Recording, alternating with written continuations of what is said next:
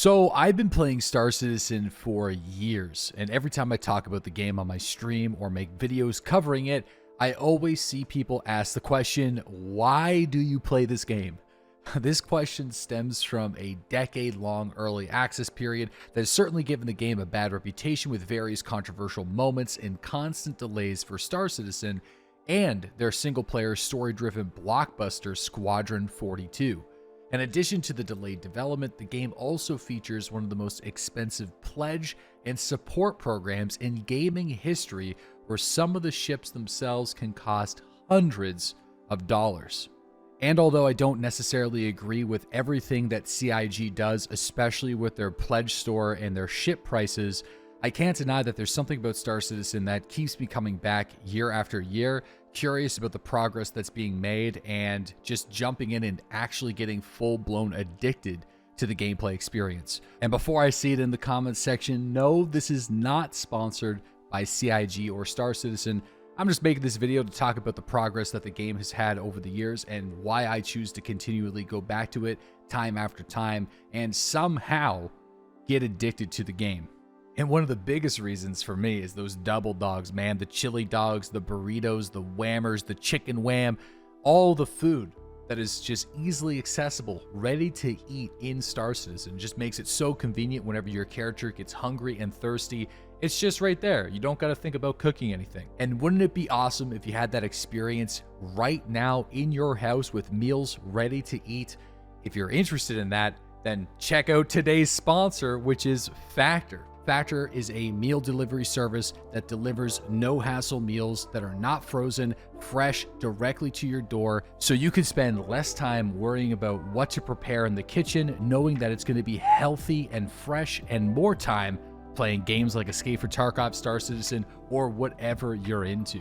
And getting fast food all the time just isn't ideal, or relying on frozen meals. And if you're looking for a brand new option that's going to give you fresh, nutritious meals for your lifestyle, Factor has you covered. There's over 27 different options every week, and meal plans range from 4 to 18 meals per week, and you can add or reduce numbers depending on your specific needs. And Factor has a wide range of options if you're vegetarian, if you're doing a ketogenic diet, or trying to watch your calories. Factor has you covered. So if you're interested in trying Factor, go to the link listed in the description box below, or head to go.factor75.com and use code POGSLOBAPR50 to get 50% off your first box and save yourself a little bit of money checking out Factor. And with all that being said, let's jump back to this conversation about Star Citizen. Now, for those of you guys that actually watch my stream, you'll know that my favorite video games are ones that have fairly lofty goals. There's a carrot on the stick, there's some progression, there's some dopamine. You're working towards something. It's one of the reasons why I really enjoy Escape from Tarkov. You start at level 1, you do all the missions, you unlock the better traders, you grow your character, they become stronger, you get access to more gear, and maybe even get the Kappa container. The same could be said for World of Warcraft or even DayZ standalone, starting at the beach, working your way into the north, collecting better equipment, becoming more capable at surviving the elements.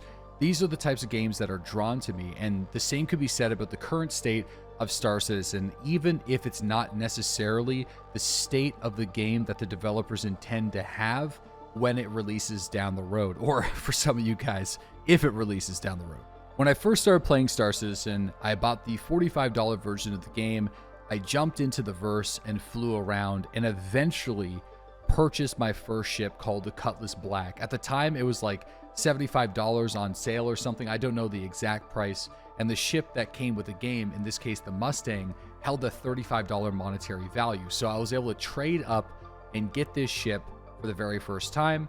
And of course, I also had referrals from my live stream. So over time, I was able to get more and more ships from that program and exchange and trade.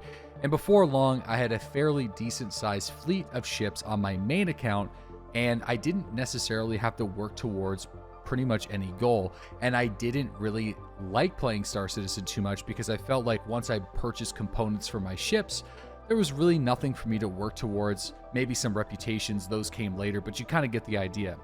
What really changed my perspective was just purchasing the $45 version of the game, starting with that ship, and I can actually purchase ships with in-game currency now. Years ago, you weren't able to do that. You weren't able to rent ships, but now you can. So you have that progression that's built into the game now, where you start with no reputations with any of the, I guess, contracts, the corporations, the security services. Everything starts at level 1. You have this really shitty ship, and you go through and you do some jobs. Maybe do some call to arms, some bounty hunting missions. You rent a mining ship and you go and try that out for a little bit. You try to steal another player's cargo. You run some illicit drugs, which I've made videos about here on my YouTube channel. And you start making that money, and you set that goal to purchase a ship with in-game currency, which really changes the dynamic of the game and creates a pretty satisfying loop. This also greatly changed my perspective on Star Citizen and what the game is going to be like whenever it releases. And we're already seeing some evidence of that right now. And it kind of plays a lot like Arma 3. If you've ever played Arma 3 Life or Arma 2 Life, Grand Theft Auto roleplay, you have a lot of players that are doing various jobs inside of a server. You have some security forces, maybe some op force, some insurgency, people that are just running cargo and civilian goods, mining, salvaging, medical work, police. Again, I already said policing, but police ships, you name it. There's going to be even space taxis, for example. And that's going to populate the world with not just NPCs that are going to be calling upon your services, where there's reputations and you can actually get better jobs, but most importantly, servicing other players that are going to be needing your assistance, like being stuck on a planet without any fuel for your spaceship. There's already refueling ships, or medical beacons whenever you're down and you don't want to lose all your gear, because in Star Citizen, the cargo on your ship and the gear that you carry on your character is very much games like DayZ Standalone or Escape from Tarkov. Whenever you die, you actually lose all your stuff, so you have to go back to your body or get other players to help you. One of the most entertaining gameplay loops in Star Citizen is being a criminal. So currently in the game, if you commit crimes against other players, like try to kill them or steal their cargo, which you can do in most places in the game, just like you could in DayZ, walk up to them, shoot them, steal their stuff, either as like an infantry or as another spaceship, that might have criminal consequences. And there's ways of getting around it, but for the most part, you're going to be getting a crime stat. When you get sent to jail, you actually accumulate real hours of time that you can either spend like waiting and logging out from the game, or mining resources, or completing jobs inside the prison to reduce your sentence. You can also break out of jail and get a friend to pick you up, or get a mission that allows you to find a hacking chip, escape from jail, upload that chip, and remove your crime stat. You're also able to hack computers with the assistance of friends, because you'll probably need some backup to remove your crime stat as well. And although there are plenty of bugs that are associated with that gameplay loop, it is active and functioning inside the verse right now. And that's just the tip of the iceberg of that system and other systems that's going to encourage player-to-player interaction, services, assistance, and more. And that's really what Star Citizen is going to be about, creating this living, breathing world that not just functions off of the assistance of NPCs, but primarily focuses on the interactions between players. I think one of the reasons why CIG is taking so long for this game to come out too is they're just non-stop adding new pieces of technology, things that other games haven't really done successfully before in a multiplayer setting. For example, face over IP along with VoIP, so you can plug in a webcam and enable that camera's ability to track your face, so whenever you're communicating with another real player in the world, your character's mouth and facial movements will mimic yours in real life, which is just going to be insane for people that are trying to create unique stories, cinematics, YouTube videos, or even just roleplay. And these are just kind of like, in my opinion, unnecessary bonuses, but because they have so much financing, I wonder why, because of that pledge store, they're willing to spend the time on adding these little details to the game. And there's so many little details that it's really taking so freaking long for their game to actually get finished. And that could be frustrating sometimes, and not everybody is on board with it. I'm a gamer that likes that progressive environment, multiplayer features that have interactions amongst players, but I'm also a sucker for the little details. For example, one of my favorite games ever made, My Summer Car. At face value, this game isn't the best graphically, but when it comes to interacting with your environment, it is one of the greatest games ever made. From breaking down every single component of your car, to just going to the store and speaking to Tamo and buying some food and having a drink, playing the VLT machines, interacting with various objects in ways that you never would have thought possible, especially whenever you go to jail. Don't piss on the TV. You'll probably electrocute yourself and die. But those are the little details I'm looking for and really elevate a regular gameplay experience. And Star Citizen does that really, really well, or is at least trying to, almost to the point where it's just taking so much longer for them to get their actual game out due to the fact that they're willing to spend extra years and years of time on things that other developers would consider unnecessary. We also didn't even get a chance to talk about the persistent technology with the ships, where you can get a big ship and a bunch of players can be on that ship while you're flying it around in a verse full of other players doing the exact same thing, with moons and planets that are at scale. And inside that ship, if any players can drop or place an object, those are going to persist like through forever, basically, until the ship blows up, and the ship might even persist. And then also those players interacting with turrets, scan systems, simply sitting down at a kitchen table, having a beer or something, opening up the doors, driving cars in, pulling in cargo. It's crazy. Like, if you can think it, they're trying to put it in the game. Hey, man, they even got space toilets and space showers inside the ships, and even space beds and all that kind of stuff where you can log out, storing weapons, storing crates. I mean, like, like, if you can interact with the ship, or if you can think about how you're going to interact with the ship, they are planning on doing it in Star Citizen. So it's pretty ambitious. And although whenever you log in, you might experience the same bugs that you've been encountering for the last couple of years, or sometimes you'll have a session where everything goes right and it's flawless and you're feeling ambitious and excited to play the game, and the very next day you keep on getting disconnected, you run into a bunch of bugs, you can't purchase cargo from the cargo screen and it just doesn't work. These are the types of vibes and the vision that keeps me coming back and allows me to be patient for the game to come out, because it's not a big investment. For me, I spend $45, I check it out every now and again, I see some progress, I bounce back to some other games, and I wait a little bit longer.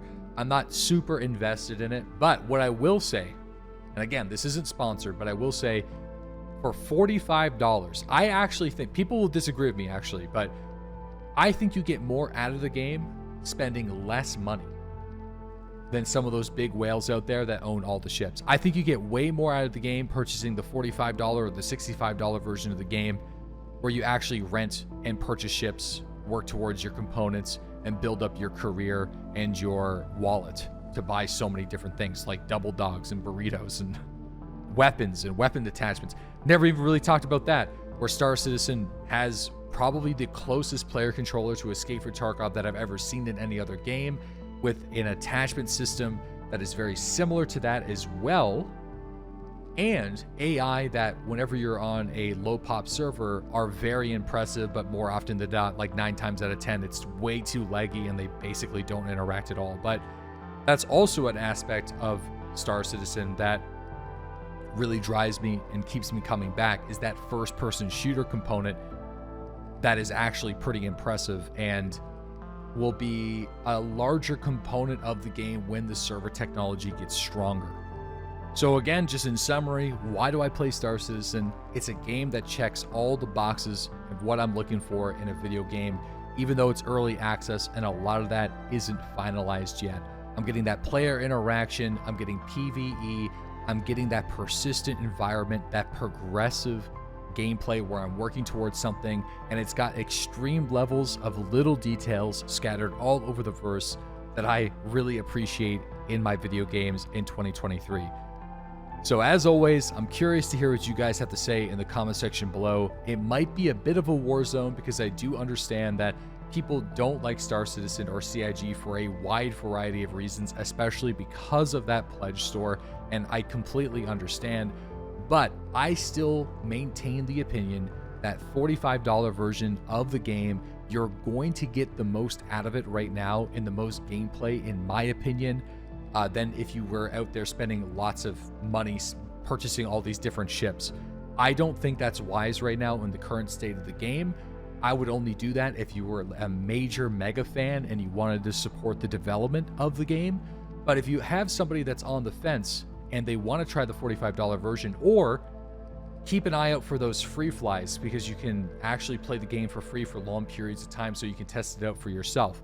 But the last thing I'll say is I'm making this video, it's April 12th, 2023, and there's going to be 2 wipes in Star Citizen back to back, 3.18.1 and 3.18.2. I would get into the game if you wanted to try it, but don't do anything super grindy or time intensive until 3.18.2 drops, because that's going to be the last wipe for a while, quote unquote, and fingers crossed. So that's where you're going to want to start grinding those reputation, getting that in-game currency, and saving up to purchase other ships. I wouldn't do that just yet. I would wait for that patch. Again, if you guys are new here, please subscribe or watch my live stream Monday through Friday starting at 7 a.m. Eastern Standard Time. A link to that will be included in the description box below.